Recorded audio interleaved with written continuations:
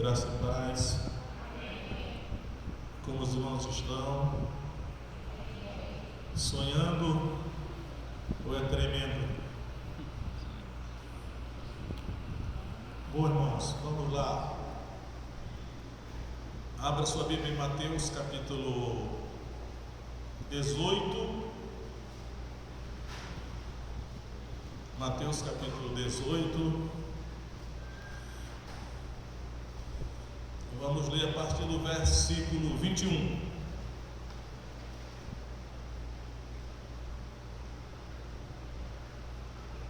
Diz o seguinte: Então Pedro, aproximando-se dele, disse: Senhor, até quantas vezes pecará meu irmão contra mim e eu lhe perdoarei?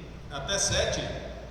Jesus lhe disse: Não te digo que até 7, mas até 70 vezes 7. Por isso o reino dos céus pode comparar-se a um certo rei que quis fazer contas com os seus servos. E começando a fazer contas, foi-lhe apresentado um que lhe devia 10.000 talentos. Eu diria assim, 10.000 reais, né?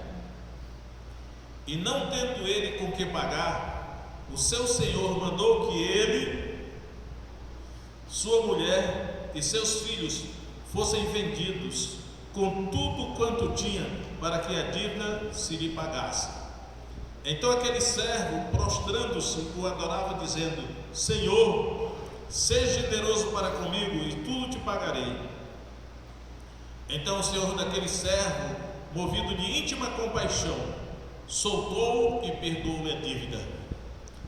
Saindo, porém, aquele servo encontrou um dos seus conservos que lhe devia 100 reais. O outro devia 10.000, né? Esse devia 100 reais a ele. E lançando mão dele, sufocava-o, dizendo: Paga-me o que me deves. Então o seu conservo, prostrando-se a seus pés, rogava-lhe, dizendo: Seja generoso para comigo e tudo te pagarei.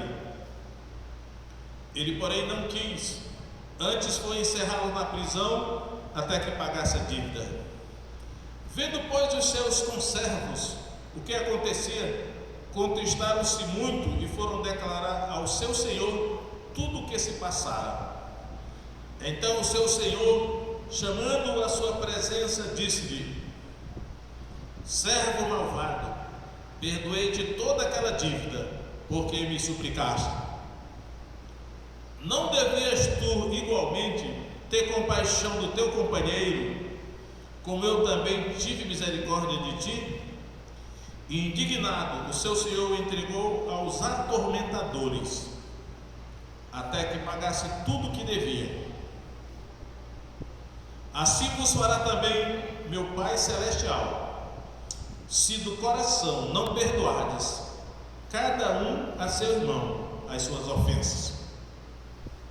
Então, irmãos, o título do meu sermão hoje é Espíritos Atormentadores. Eu lendo alguma coisa sobre pregação, há muitos anos eu li isso num livro, mas recentemente eu já vi novamente as pessoas dizem assim: as pessoas que vêm à igreja, elas não vêm em busca da verdade, elas vêm em busca de alívio. Ou seja, porque as pessoas estão sofrendo, né? E aí, às vezes as pessoas estão sofrendo, mas elas não sabem por que estão sofrendo.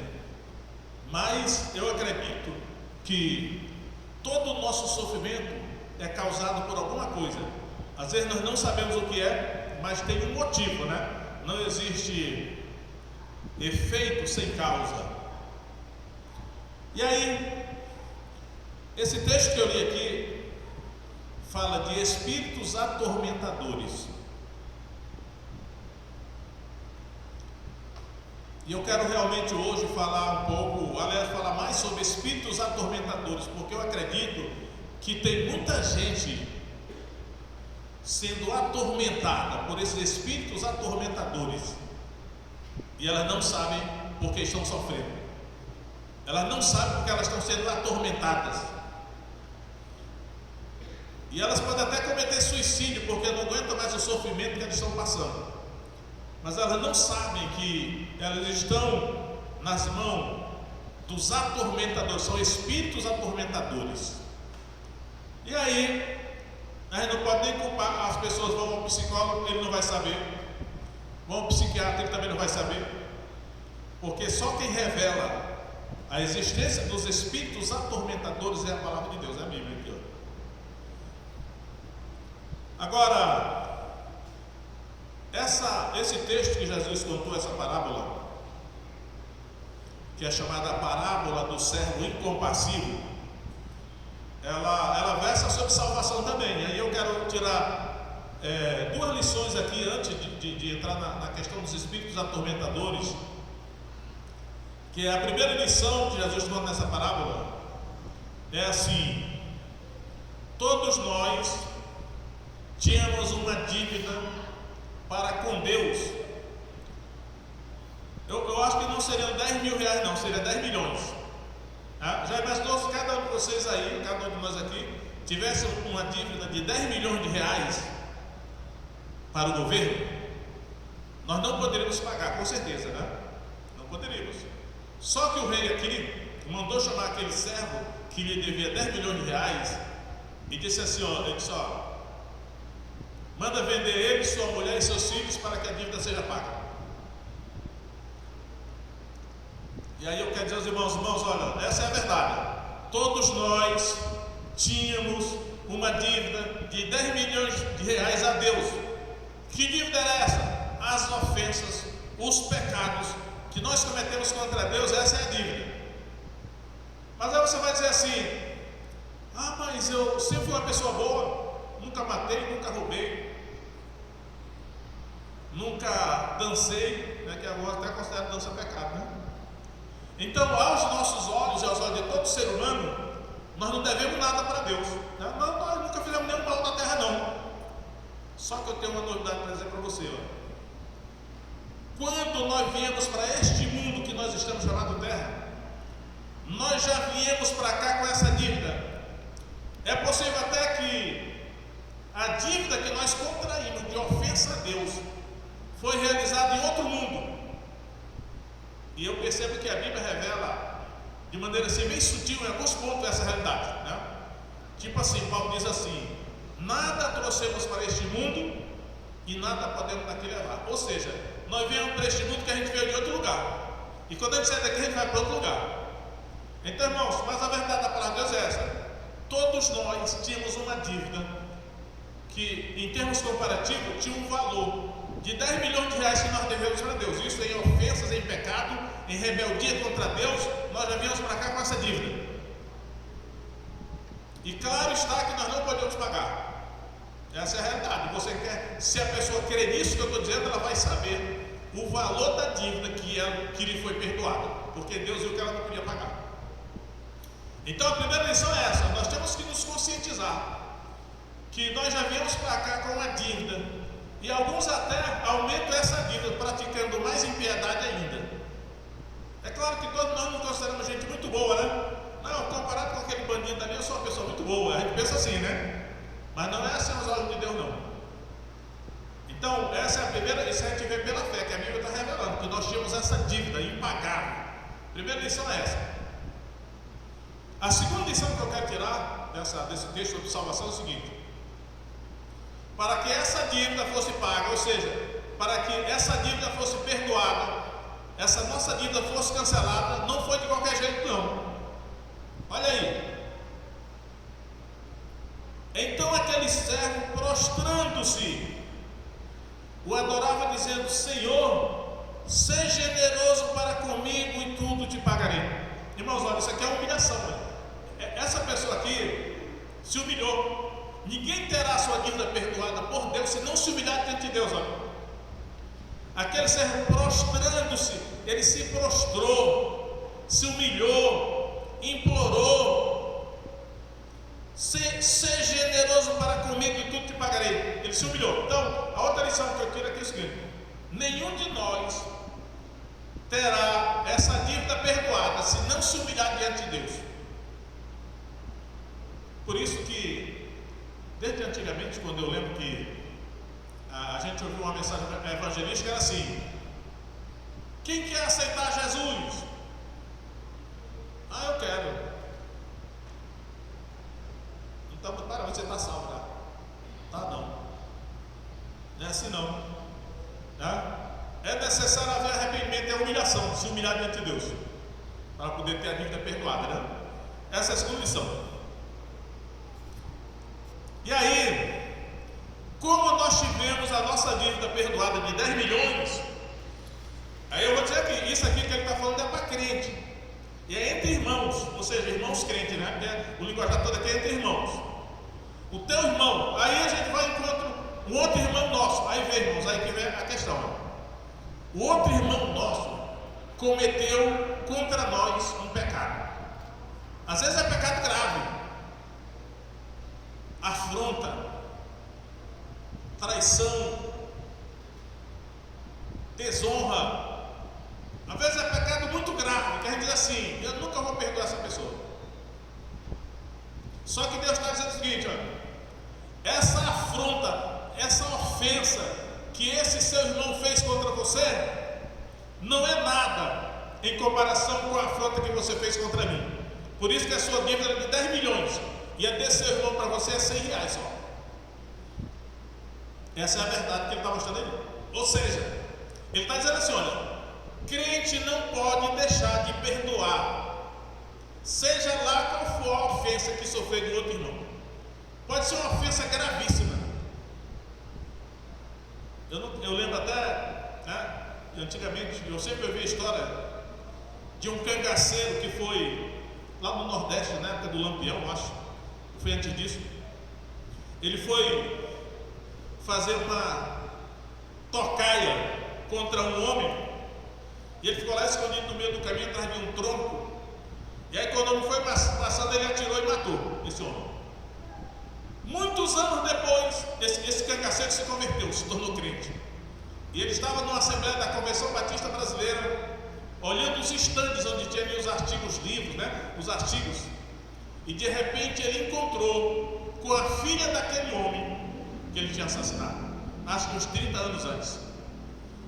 E aí, quando ele começou a conversar com ela, que ela descobriu que ele tinha sido o assassino do seu pai, ele começou a pedir perdão para ela. E ela não queria perdoar.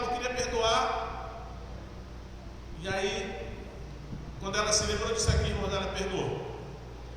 Então isso aqui é muito sério, porque Deus está dizendo assim: olha, seja qual for a ofensa que o seu irmão fez contra você, não é nada em comparação com a ofensa que você já fez contra mim. Por isso você é obrigado a perdoar. Aí vem a questão. Ainda tem mais uma coisa aqui que eu preciso destacar no texto, que é o seguinte: esse irmão que nos fez a ofensa, cujo valor seria de 100 reais, vamos imaginar assim, ele também precisa se humilhar diante da pessoa de quem ele ofendeu. Pois olha aí, ó. Então o seu conservo, prostrando-se aos seus pés, rogava-lhe, dizendo: seja generoso para comigo e tudo te pagarei. Ou seja, a pessoa que ofendeu, ela também precisa se humilhar diante da pessoa que ela ofendeu, pedir perdão, né? Se humilhar. Ela fez aqui. Aí vem a questão que eu quero enfatizar.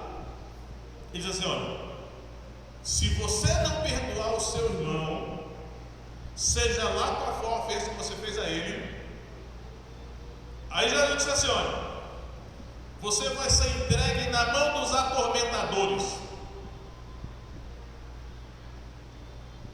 E aí eu estou dizendo aqui, tem muita gente atormentada que não aguenta mais o sofrimento, que já está pensando em suicídio, porque está sendo atormentada por espíritos atormentadores pelo fato de não perdoar o seu irmão. Então é uma coisa, Jesus disse assim: olha, é o meu Pai Celestial que está fazendo isso, é Deus que vai entregar você na mão dos demônios atormentadores. Deus não se esconde não, não foi Satanás não, ele disse, é Deus que está fazendo isso, entregou você na mão dos espíritos atormentadores. E aí, irmãos, aí eu tenho que destrinchar aqui para os irmãos. Olha só, Indignado, seu senhor o entregou aos atormentadores, até que pagasse tudo o que devia. Atormentadores. Vamos pegar essa palavrinha aqui. Eu falei, espíritos atormentadores, né? A palavrinha no original é basanos. Eu já disse aqui antes, né? Basanos. Atormentadores. Sabe o que significa basanos, atormentadores? Carcereiro.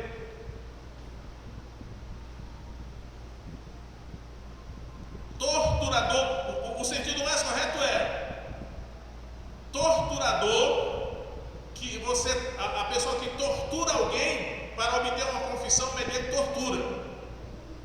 Tem um sentido de torturar, atormentar, é torturar a pessoa para observar. Por isso que a senhora é carcereiro, porque você vê que os carcereiros, pelo menos antigamente, não sei hoje, eles tinham a função de torturar o preso, porque o carcereiro, ele fica lá cuidando do preso, mas ele tinha a função, embora ilegal, de torturar o preso para obter confissão. Até hoje isso dizem que ainda acontece, né?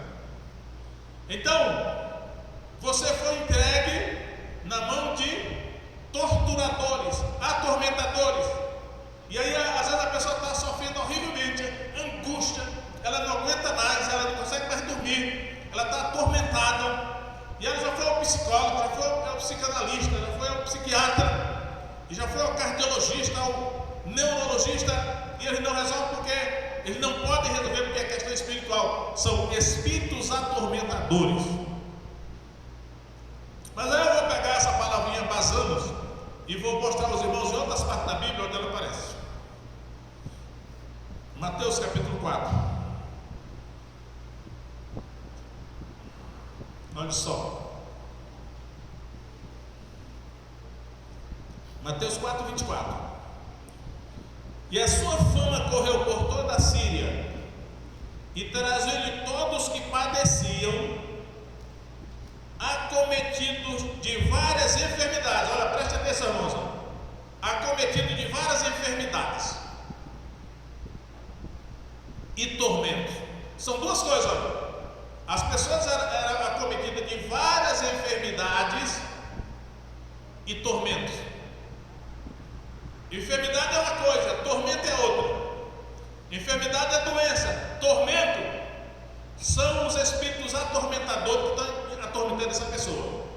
Aí eu diria aqui que eu colocaria 2 pontos. Aí ele vai dizer especificamente quais são essas enfermidades e quais são os tormentos, que são 2 coisas diferentes. Os médicos podem até ajudar na questão das enfermidades. Agora, na questão dos tormentos, é questão espiritual. Aí ele continua, 2 pontos, né? Aí ele diz assim: os endemoniados. O que é endemoniados? A pessoa que está possuída por demônios. Demônios, espíritos imundos, espíritos malignos, espíritos enganadores, essas são todas expressões. Demônios, essas são as expressões sinônimas que a Bíblia usa. Aí diz, olha, os endemoniados, os lunáticos. Pega essa palavra lunático aí. Existia mesmo uma doença chamada de lunático, existia, está escrito aqui, e é o Espírito Santo que através de Mateus escreveu, ó, lunáticos. A palavra lunático é selene. O que é selene? Lua. Mas existia os lunáticos. Eu não sei, meus irmãos, se os lunáticos eram pessoas que sofriam influência da lua, ou se era os demônios mesmo, os espíritos imundos mesmo que tinham uma atuação, mas tinha alguma coisa a ver com a lua, né? Essas pessoas aí. E aí os paralíticos, né? E os paralíticos, esse tipo de gente, ó, enfermidades e tormentos, 2 pontos. Os endemoniados, os lunáticos e os paralíticos eram os tipos de doença que Jesus curava. Agora, vamos avançar um pouco mais em Mateus capítulo 8. Olha só, Mateus capítulo 8, verso 5. E aí eu digo lá, os tormentos eram basanos também. Mateus 8,5. Entrando Jesus em Cafarnaum, chegou junto dele um centurião, rogando-lhe e dizendo: Senhor, o meu criado jaz em casa paralítico. Primeiro doença aí, paralítico, paralítico, né? Doença física. E violentamente atormentado. Basamos, atormentado. Então esse rapaz aqui, que na verdade a palavrinha aqui para meu criado, significa um menino. É um menino. Talvez fosse até criado dele, mas era um menino. Ele estava com dois problemas. Um era paralisia. Ele estava paralítico, uma doença física. Claro que a paralisia também pode ser causada por demônio. Eu já vi isso acontecer, né? E ele estava violentamente atormentado, basando. Significa então que não era só a doença física, mas ele estava sob uma angústia, atormentado, um sofrimento interior, um sofrimento até exterior mesmo, que era produzido por esses atormentadores, espíritos atormentadores. Aí Jesus disse assim, e Jesus lhe disse: eu irei e lhe darei saúde. Aí vamos no verso 13, lá, verso 13. Então disse Jesus ao centurião: vai, e como creste te seja feito. E naquela mesma hora o seu criado sarou. Jesus curou esse menino da paralisia e violentamente atormentado dos espíritos atormentadores, né? Mas ainda, eu quero avançar em Mateus, porque Mateus fala muito sobre isso. Mateus 17, irmãos, olha só. Mateus 17, verso 14. Porque aí é interessante, porque a palavra lunático vai aparecer também aí. Olha só, Mateus 17, 14. E quando chegaram a multidão, aproximou-se-lhe um homem, pondo-se de joelhos diante dele e dizendo: Senhor, tem misericórdia de meu filho, que é lunático, selene, lunático. Olha só. Nesse caso aqui, já que foi o pai do menino que falou que o filho dele era lunático, podia ser até que o pai dele estava expressando uma crença supersticiosa da sua época. Mas não é o caso de Mateus 4, que lunático aparece lá, numa palavra inspirada pelo Espírito Santo, dizendo que existia mesmo uma doença chamada lunático, selene. Olha aqui, ó. Senhor, tem misericórdia de meu filho que é lunático e sofre muito, pois muitas vezes cai no fogo e muitas vezes na água. E trouxe aos teus discípulos e não puderam curá-lo. Jesus respondendo disse: ó geração incrédula e perversa, até quando estarei convosco e até quando vos sofrerei? Trazei-mo aqui. E repreendeu Jesus o demônio. Olha só, o demônio, agora o Espírito Santo revelou mesmo, era o demônio. Repreendeu Jesus o demônio que saiu dele, e desde aquela hora o menino sarou. Ou seja, o lunático aqui era um demônio que estava atormentando esse menino aí, né? Agora, irmãos,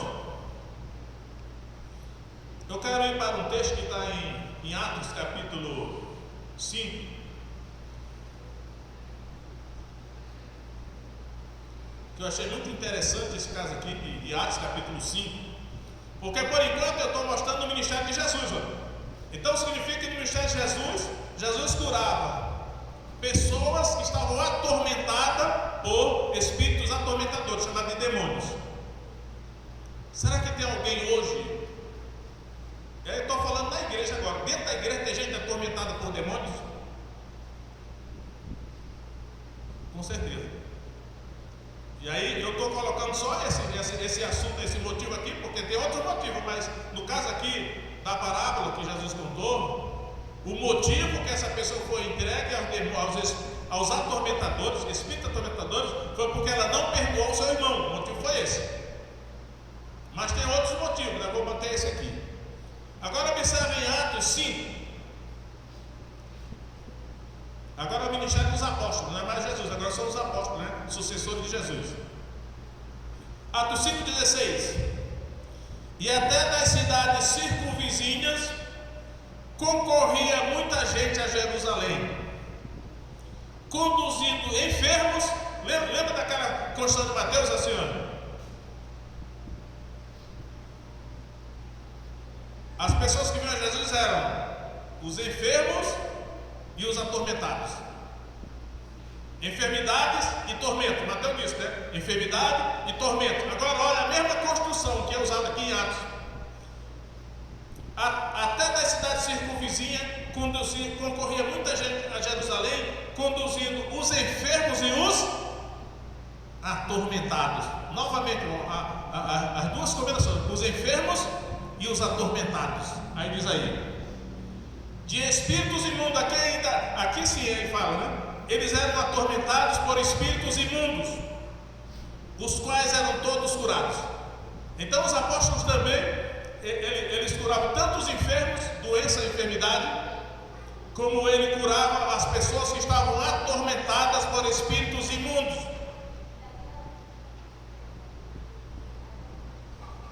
Aqui não diz o motivo porque essas pessoas estavam sendo atormentadas por espíritos imundos, mas como Jesus revelou lá em Mateus 18 que naquele caso lá era falta de perdão ao irmão, mas aí eu digo, não é só a falta de perdão que nos deixa nessa situação, né? Mas vamos manter essa falta de perdão aqui. Só que é o seguinte, irmãos, eu descobri uma coisa aqui que eu fiquei até pensando assim, será que eu falo para os irmãos?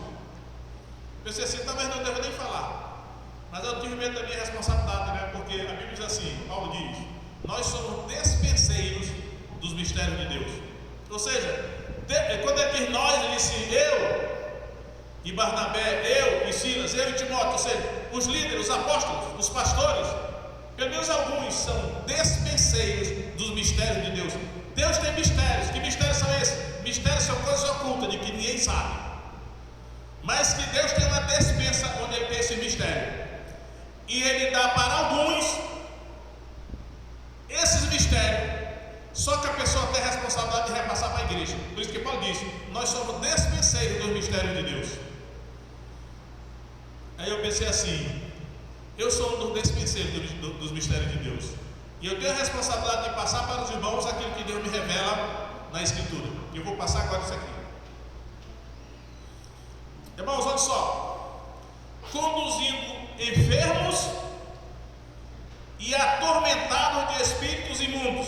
Aí, atormentado de espíritos imundos. Só o seguinte, aí vem a questão, olha. A palavrinha aqui para atormentado não é basanos, é outra palavra. Eu fiquei assim espantado quando eu fui estudar essa palavra aqui. Irmãos, essa outra palavra, ela deriva de multidão. E a gente vai estudar no dicionário. Sabe o que significa isso aqui, ó? Olha só, irmãos. Essas pessoas, elas eram atormentadas por espíritos imundos. E esse atormentados aqui significa que elas tinham sido levadas para o meio da multidão e tinham assumido o comportamento de turba, de multidão, levada por demônios, espíritos imundos. Daqui é uma expressão, espíritos imundos. Elas, como eu também sou policial, eu estudei em escolas militares, estuda muito sobre o espírito de turba, o espírito de massa, o espírito de multidão, que as pessoas elas ficam assim, vamos dizer, irracionais, e são levadas pela psicologia da massa a fazer atos impensados. E aqui o texto está revelando que havia atuação de demônios. Você olha, esse comportamento de massa, de multidão descontrolada, eram espíritos imundos que estavam levando essa pessoa a fazer isso. E aí, eu digo, meu Deus, e os nossos irmãos que estão presos porque foram para Brasília, se acamparam lá, e alguns, mesmo que tenham infiltrado no meio, mas depredaram os prédios dos 3 poderes e cometeram ato de vandalismo. Irmãos, olha, eu só estou dizendo isso aqui porque está na Bíblia. Senão eu posso ser o cara é fanático, né? Está inventando coisa. Não, eu estou expondo isso hermenêutica que é sagrado, eu estou expondo o que está na Escritura. Está dizendo aqui que essas pessoas que eram atormentadas por espíritos imundos, nesse sentido de ir junto com a multidão para fazer ato de depredação, de rebeldia rebeldia. E aí, irmão, só que é o seguinte, eu também estou estudando a história dos hebreus, desde quando eu vou lá estudar. Flávio José escreveu 2 obras, que é a Antiguidade dos Judeus e Guerra contra os Romanos. Na Guerra contra os Romanos, isso aqui é notório. Agora observe, eu entendi a situação porque Lucas está historiando aqui em Atos, olha só. Os judeus, que já tinham sido uma nação soberana em todo o Antigo Testamento, quase, né? Israel era uma nação soberana na época de Salomão, de Davi. Mas agora, diante dos romanos, eles eram subjugados. Eles estavam debaixo do tacão da autoridade romana. E eu fiquei assim impressionado com a descrição que Flávio José faz da habilidade guerreira dos romanos. Flávio José era um sacerdote judeu que comandou a revolta dos judeus na Galiléia. Ele diz assim, ó, os romanos eram tão peritos na guerra que parece que eles já nasciam, desde que eles nasciam, eles eram treinados para a guerra.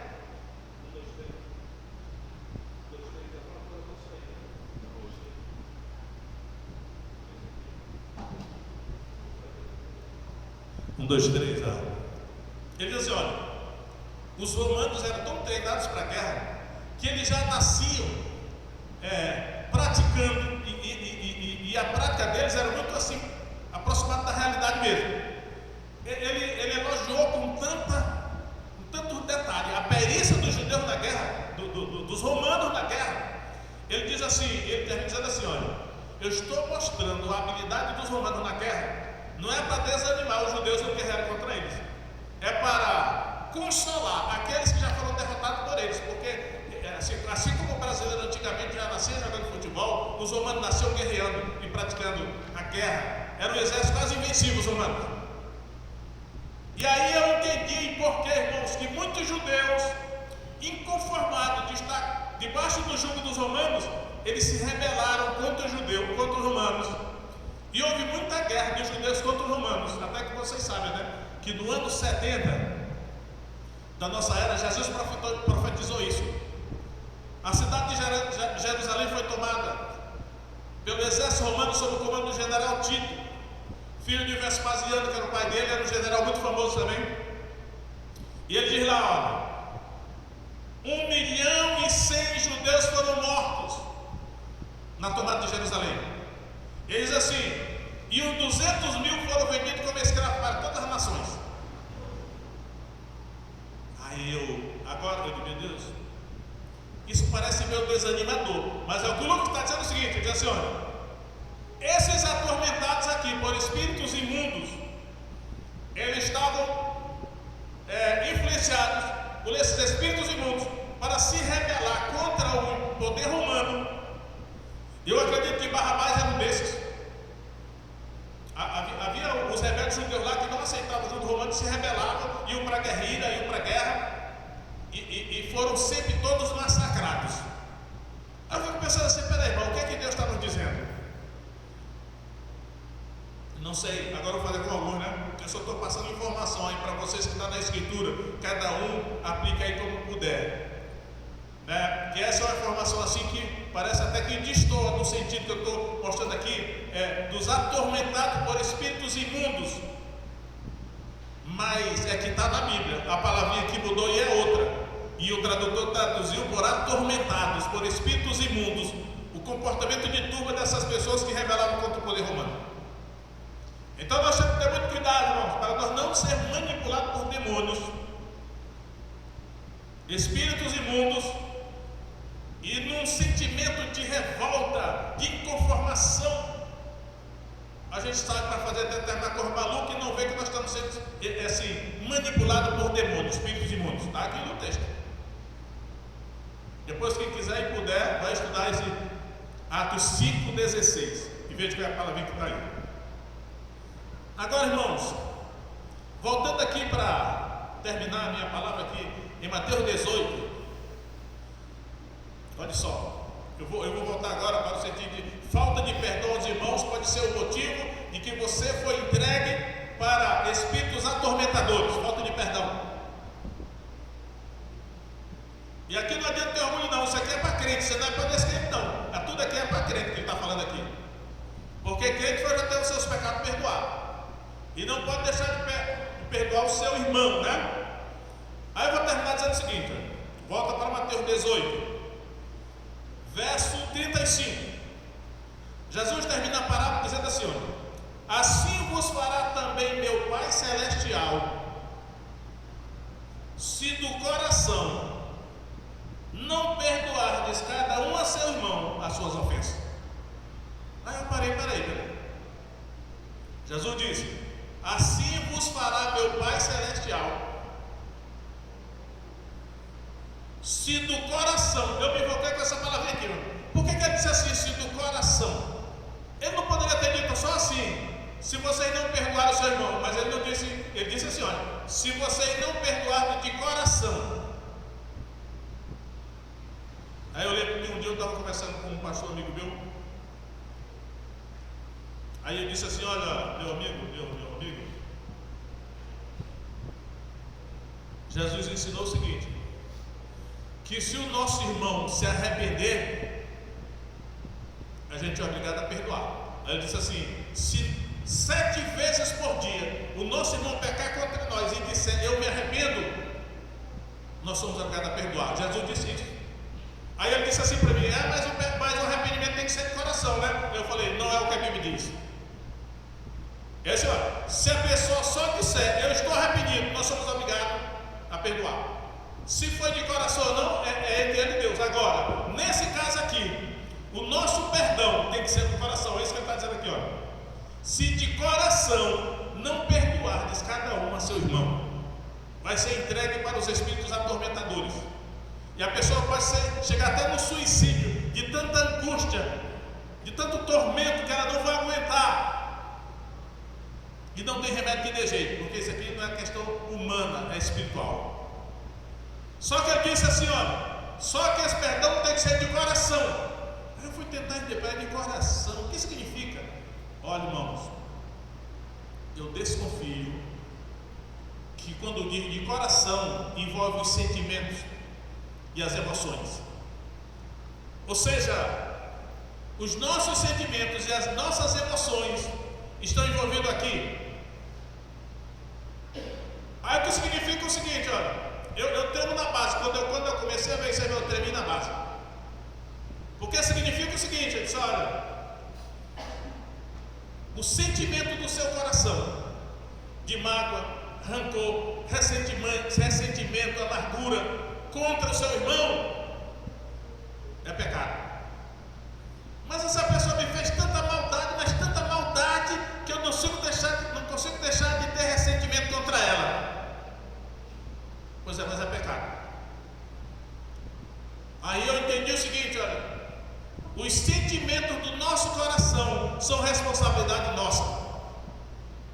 O mal que o nosso irmão fez contra nós, Deus vai pedir conta deles. E se não se arrependerem, Deus vai castigar. Mas os sentimentos do nosso coração, irmãos, são responsabilidade nossa. Então, se eu tiver no meu coração mágoa, ressentimento, amargura, ódio, ira contra o meu irmão, é pecado. E aí ele pode me entregar na mão dos atormentadores. E aí, irmão, eu digo: estamos numa sinuca de bico. Aí eu digo: sonde aí o seu coração. Vê se você vai encontrar aí no seu coração algum sentimento desse tipo, do espírito não perdoador, ressentimento, mágoa, rancor. A Bíblia fala muito em ira e furor. Essa dobradinha está por toda a Bíblia: ira e furor da parte de Deus. É Deus que tem ira e furor. O Novo Testamento já fala: irai-vos e não pequeis, não se põe o sol sobre a vossa ira, nem dê lugar ao diabo. Nenhuma raiz de amargura brotando vos perturba, e por ela muito se contamina. E aí, irmãos, se algum irmão fez alguma maldade contra você, e aí você vai na rua ou em qualquer lugar, aí você encontra aquele irmão, quando você vê aquele irmão que você olha, você estragou meu dia, perdi a minha paz, só em ver aquele irmão ali, eu já senti, foi uma ira enorme de novo, o ressentimento voltou no meu coração. Não, isso é o que quer dizer: olha, se de coração não perdoar cada um seu irmão, Meu irmão, quando eu li isso, eu fiquei com medo. Quando eu vi isso, porque isso é a revelação do Espírito Santo. Eu digo, rapaz, então quer dizer que a responsabilidade dos sentimentos do meu coração é minha. Não importa o que o meu irmão fez contra mim, mas eu tenho a obrigação de manter longe do meu coração a mágoa, ressentimento, emoções, é do coração. E aí eu digo, então, meu irmão, o que os meus irmãos podem fazer contra mim, eu não posso controlar. Mas o sentimento do meu coração, Deus exige que eu controle. Para que eu não seja entregue na mão dos espíritos atormentadores. É fácil isso? Não, não é fácil não.